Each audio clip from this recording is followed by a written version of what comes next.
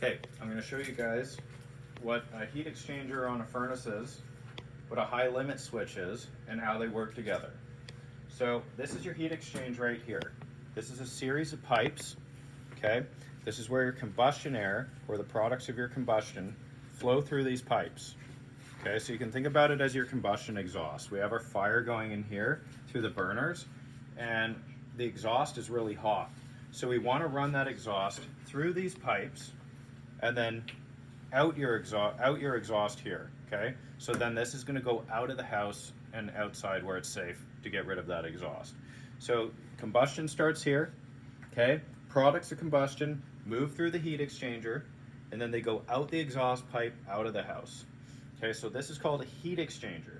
Now, when the products of combustion run through these pipes, the heat exchanger, the blower fan motor down here is blowing your inside air, okay? So this isn't your combustion air, this is your air from your house. It's blowing air through here over top of these coils, okay? That's what heats up the air that heats your house. It blows over these coils into your ductwork and throughout your house.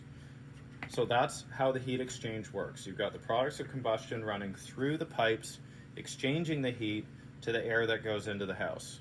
Now, how the high limit switch works with this, it's called a high limit switch, and it works by opening the circuit, the safety circuit, if the heat exchanger gets too hot. So you see that little disc in there?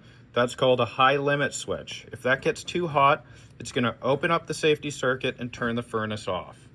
Okay, so what the high limit switch looks like from the outside, usually it has 2 screws and 2 leads on it. You just undo these 2 screws, you pull it out, and you replace it. Because usually when they trip, they don't reset, and you have to replace them. But that's what a heat exchanger is, that's how it works, and that's how it works with a high limit switch, okay? One of the problems that you have if your heat exchange is getting too hot, it usually means there's a problem, usually an airflow problem, or the heat exchanger's dirty.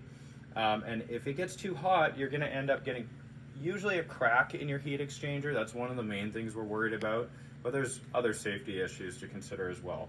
So the high limit is going to protect your heat exchanger and stop your furnace from getting too hot. So that's it for the high limit switch and the heat exchanger on a furnace.